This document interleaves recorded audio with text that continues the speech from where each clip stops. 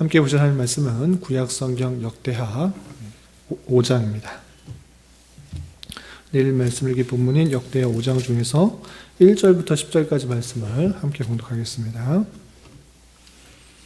구약성경 역대하 5장 1절부터 10절까지 말씀, 구약성경 660년 전후를 보시면 되겠습니다.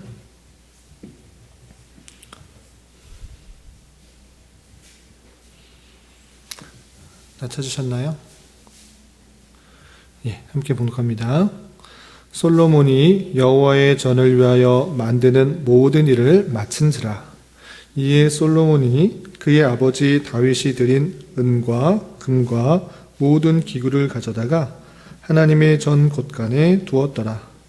이에 솔로몬이 여호와의 언약궤를 다윗성 곧 시온에서부터 메어 올리고자 하여 이스라엘 장로들과 모든 지파의 우두머리 곧 이스라엘 자손의 족장들을 다 예루살렘으로 소집하니 일곱째 달 절기에 이스라엘 모든 사람이 다 왕에게로 모이고 이스라엘 장로들이 이르매 레위 사람들이 궤를 매니라. 궤와 회막과 장막 안에 모든 거룩한 기구를 메고 올라가되 레위인 제사장들이 그것들을 메고 올라가매 솔로몬 왕과 그 앞에 모인 모든 이스라엘 회중이 궤 앞에서 양과 소로 제사를 드렸으니 그 수가 많아 기록할 수도 없고 셀 수도 없었더라. 제사장들이 여호와의 언약궤를 그 처소로 메어 드렸으니 곧 본전 지성소의 그릇들 날개 아래라. 그룹들이 궤의 처소 위에서 날개를 펴서 궤와 그 채를 덮었는데 그 채가 길어서 궤에서 나오므로 그 끝이 본전 앞에서 보이나 밖에서는 보이지 아니하며 그 궤가 오늘까지 그곳에 있으며 궤 안에는 두 돌판 외에 아무것도 없으니 이것은 이스라엘 자손이 애굽에서 나온 후 여호와께서 그들과 언약을 세우실 때 모세가 호렙에서 그 안에 넣은 것이더라. 아멘. 네, 감사합니다. 오늘 함께 살펴볼 하나님 말씀은 역대하 5장입니다. 역대하, 우리 지난달 역대상에 이어서 이번 달 11월에 들어서 역대하를 읽어나가는데 역대하는 어떤 말씀부터 시작하는가라고 할 때 솔로몬이 왕으로 등극하고 그의 통치부터 시작하여서 포로기까지의 내용이 나오는 것입니다. 오늘 5장에서는 역대하 5장에서는 솔로몬이 왕위로 올라와서 성전을 건축하고 나서 이제 남은 것, 그 성전 안에 들어갈 기물들을 옮겨 놓는 장면이 나옵니다. 특별히 지성소 안에 하나님의 언약궤를 안에 넣고 또 돌아왔을 때 하나님께서 그 영광 가운데 그 가운데 가득한 것이 나타나고 있는데 이 말씀을 조금 더 자세히 살피면서 이 말씀을 통해서 교훈받을 수 있는 것들이 무엇인지 생각해 보도록 하겠습니다. 여러분 갖고 계시는 교환을 보시면서 따라오시기 바랍니다. 우선 역대하 1장에서는 솔로몬이 왕위에 올라서 하나님께 일천 번제를 드리고 또 지혜를 받는 장면이 나옵니다. 그리고 2장부터 4장까지는 성전 건축을 완성하는 솔로몬이 나오고 그리고 5장 1절에서 보시면 성전 건축하는 것, 여호와의 전을 건축하는 것이 마쳐졌다 이렇게 되어 있습니다. 그래서 5장 1절까지는 모든 성전 건축이 완성되는데 혹시 성전 건축을 몇 년 동안 했는지 아시는 분 있으신가요? 네, 7년 동안 했습니다. 7년이라는 시간 동안에 성전 건축을 다 완성을 했던 것입니다. 그리고 나서 이제 건축이 다 됐으니까 그 안에 넣을 기물들을 넣는 장면이 5장 2절부터 우리가 읽었던 10절까지 나오게 됩니다. 그럼 어떤 방식으로 넣었는가 좀 내용을 보겠습니다. 2절에서 보시면 솔로몬이 여호와의 언약궤를 메어 올리고자 이스라엘의 대표들을 다 소집합니다. 그래서 이스라엘의 장로들, 모든 지파의 우두머리, 그래서 족장들을 다 예루살렘에 소집합니다. 이제 우리가 성전에 언약궤를 넣기 위해서 이것을 해야 된다라고 해서 그냥 솔로몬의 개인적인 역할이 아니라 모든 이스라엘 백성들이 함께 기뻐하며 함께 완성된 것을 보고자 그 지도자를 불러서 일들을 하게 된 것입니다. 그리고 나서 이제 불러서 이래 옮기겠다 얘기를 하고 일곱째 달 절기에 그 일들을 시작한 것입니다. 그럴 때 어떤 사람들이 모였는가? 3절에 보시면 이스라엘 모든 사람이 다 왕에게로 모였다 됐습니다. 그냥 왕이 스스로 몇 사람들과 또는 레위 사람들과 함께 온 것이 아니라 그 일들을 축하하고 또 그 일을 기념하고 또 하나님께 영광 돌리기 위해서 모든 사람들이 다 왔던 것입니다. 그리고 성전의 기물들은 누가 옮겨야 될까요? 이스라엘 백성들이 다 모였으니까 이스라엘 사람들 아무나 와서 그 성전 기구를 옮기면 됩니까? 안 됩니까? 안 됩니다. 그래서 레위 사람들에게 하는 것입니다. 그 레위 사람들 중에서도 특별히 제사장이 언약궤를 메고 그 성전 안으로 들어가는 것입니다. 그래서 일곱째 달 절기에 궤와 또 회막과 장막 안의 모든 거룩한 기구들을 메고 제사장이 올라갈 수 있도록 그렇게 했던 것입니다. 그리고 왕과 백성들은 그 궤 앞에서 셀 수 없이 많은 양과 소로 제물로 드려서 하나님께 제사 드리는 그 장면이 나오는 것입니다.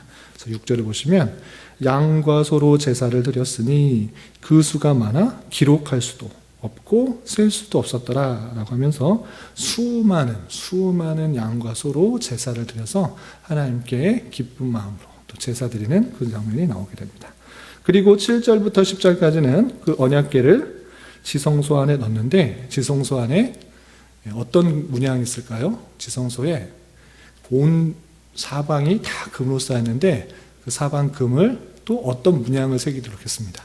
어떤 문양일까요? 그룹의 모양입니다. 큰 두 그룹이 있어서 날개를 펼쳐서 두 그룹이 그 보좌를 어미하는 하나님께 영광을 돌리는 그 모습으로 그 지성소에 있는데 그 안에 딱 두었던 것입니다. 그리고 그 언약궤 안에 어떤 것이 들어있는지 혹시 아세요? 그 언약궤, 그 법궤에 십계명 두 돌판이 들어있다라고 10절에 표현되었던 것입니다. 그래서 10절에 보시면 궤 안에는 두 돌판 외에는 아무것도 없으니 이것은 이스라엘 자손이 애굽에서 나온 후 여호와께서 그들 언약을 세우실 때 모세가 호렙에서 그 안에 넣은 것이니라 라고 하면서 그 언약궤에 십계명 두 돌판이 있었다라고 표현되고 있는 것입니다. 근데 원래적으로는 이전에 뭐가 들어있었을까요? 언약궤에 십계명 외에 만나를 담은 항아리와 아론의 쌍난 지팡이 이것들이 있었는데 이때 당시에 성전이 지어졌을 때는 그 언약궤에 언약궤 십계명 두 돌판만 있었다라고 하는 말씀을 통해서 그 전쟁 가운데 법궤가 돌아다니면 때 혹시나 그런 것들이 없어지지는 않았을까 이렇게 추측하고 있는 것입니다. 정확하지는 않습니다. 두 돌판이 가장 중요하기 때문에 두 돌판만 말한 것인지 아니면 실제적으로 법궤가 이렇게 여러 군데에 돌아다니다가 그 나머지 것들이 없어진 것인지는 정확하게는 알 수 없습니다. 어쨌든 언약궤에서 가장 중요한 것 하나님의 약속의 계명이 담겨있는 십계명 그것이 들어있다라는 것을 강조하고 있습니다. 그리고 마지막 우리가 읽지는 않았는데 11절부터 14절까지 어떤 내용이 나오는가. 이제 성전도 잘 짓고 또 멋있게 7년 동안 멋있게 잘 짓고 그 안에 기물도 언약궤도 놓고 성전에 쓰이는 여러 가지 기물도 다 배치했던 것입니다. 그리고 나서 이제 제사장들이 나올 때 그냥 나오는 것이 아니라 더욱더 모든 것이 완성됐으니까 솔로몬이 레위인들을 시켜서 하나님을 찬송하도록 합니다. 그래서 레위인 중에 노래하는 자를 시켜서 노래하게 하고 다양한 악기들을 갖고 있는 사람들에게 시켜서 연주를 해서 하나님께 감사 찬송을 올리는 장면이 11절부터 13절까지 이렇게 나옵니다. 그래서 12절 보시면 노래하는 레위 사람 아삽과 헤만과 여두둔과 그의 아들들과 형제들이 다 세마포를 읽고 제단 동쪽에 서서 재금과 비파와 수금을 잡고 또 나팔 부는 제사장 120명이 함께 서 있다가 나팔 부는 자와 노래하는 자들이 일제히 소리를 내어 여호와를 찬송하며 감사하며 나팔 불고 재금치고 모든 악기를 울리며 소리를 높여 여호와를 찬송하며 이르되 선하시도다 그의 자비하심이 영원히 있도다 라고 하면서 모든 것을 완성하고 제사장들이 나올 때 이제 노래하고 찬송하고 하나님을 찬송하는 장면이 나오게 됩니다. 이렇게 모든 성전을 완성하고 기구를 마치고 나서 또 제사장이 나올 때 어떤 일이 있었는가? 13장 말미와 14절을 보면 13절 말미와 14절을 보면 여호와의 전에 구름이 가득하다 했습니다. 전에 구름이 왜 가득했을까요? 성막 때도 그렇고 구름이 가득하다라는 것은 하나님의 영광이 가득하다라는, 하나님의 임재와 영광이 가득하다라는 그런 의미일 때 쓰였던 것입니다. 마찬가지로 이때도 구름이 가득하였는데 그 구름은 하나님의 영광을 뜻하는 것입니다. 그래서 14절 보시면 제사장들이 그 구름으로 말미암아 능히 서서 섬기지 못하였으니 이는 여호와의 영광이 하나님의 전에 가득함이었더라 라고 하면서 성전을 짓고 언약궤를 놓아둠으로 말미암아 비로소 하나님의 영광과 하나님의 임재가 가득한 온전한 성전이 되었다라는 것을 하나님께서 보여주신 것입니다. 여기까지가 5장의 내용인데, 그러면 솔로몬이 언약궤를 성전에 갖다 두고 또 하나님을 찬송하는 이 장면을 통해서 어떤 것을 구원받을 수 있는가 좀 생각해 보도록 하겠습니다. 여러분들 갖고 계시는 교환의 오른쪽 메모에 성전이 무엇인지, 언약궤가 무엇인지, 그것을 어떻게 해석해야 되는지 상징적 의미를 이렇게 잘 설명해 줬습니다. 이런 말씀을 읽으면서 오늘날 똑같이 그 규격으로 성전을 지어라 이런 것이 아니라 신구약 성경을 전체를 살펴보면 성전이 예표하는 것이 있는 것입니다. 그 성전이 무엇이냐? 요한복음 2장 19절부터 21절을 보면 구약의 성전은 신약에서 예수 그리스도의 몸으로 성취된 것입니다. 그래서 성전은 예수 그리스도를 계속적으로 생각할 수 있도록 한 것입니다. 성전에서 뭐 하는 것이죠? 놋제단에서 제사를 드리고 그 제사를 통해서 죄사함이 있다는 것을 계속적으로 알도록 했던 것입니다. 그리고 특별히 대속죄일에 대제사장이 제사를 드리고 지성소로 한번 들어가는 것을 통해서 이스라엘 백성들의 전체 죄가 사해지도록 하는 그런 의식적을 계속 반복해서 했던 것입니다. 그것은 앞으로 오실 예수 그리스도께서 단 한 번의 제사로 말미암아 하나님의 택하신 백성의 죄가 사해질 것이다라는 것을 계속적으로 생각하도록 한 역할을 하는 것입니다. 그래서 성전은 예수 그리스도를 예표하는 것이다. 이것을 계속적으로 염두에 두어야 될 것입니다. 그러면 예수 그리스도께서 십자가에 달리시고 죽으신 이후에 부활 승천하셨기 때문에 성전은 없는 것인가? 그렇지 않고 또 성경을 읽어보면 주님께서 우리 안에 계시기 때문에 우리가 성전이다라고 고린도전서 3장 16절에 표현하고 있는 것입니다. 또한 성도의 무리, 교회, 그 교회가 성전이 되었다라고 표현되고 있는 베드로전서 2장 4절부터 5절까지 말씀을 살펴볼 수가 있는 것입니다. 그래서 주님께서 거하시는 곳, 주님 자체가 성전이지만 주님께서 거하시는 곳, 우리 그리고 교회, 그것이 성전이다라는 사실들을 잘 깨달아 주님을 온전히 모시는 그런 모습으로 살아가야 되는 것입니다. 그리고 법궤가 무슨 뜻을 의미하는가, 무엇을 의미하는가 보시면 하나님과 이스라엘 관계의 문제에 있어서 법궤는 하나님의 임재를 상징하는 것입니다. 이스라엘 백성들에게 출애굽 당시에 이스라엘 백성들 가운데 하나님께서 함께 계시다라는 것을 보여주는 상징이 법궤였던 것입니다.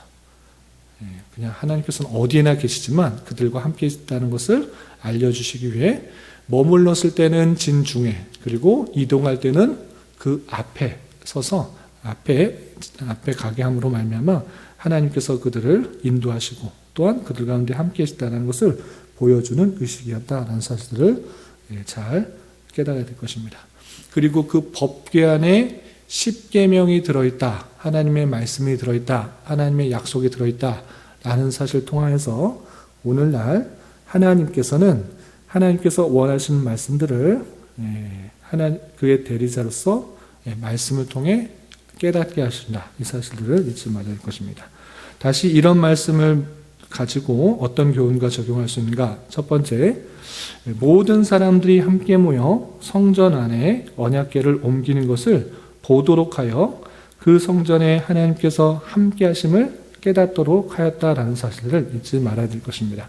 그냥 솔로몬과 레위인들이 그냥 모여서 몇 사람들 또는 소수의 사람들이 그냥 성전 안에 언약궤를 놓는 것으로 그치는 것이 아니라 이스라엘의 모든 사람들이 함께 참여하였다.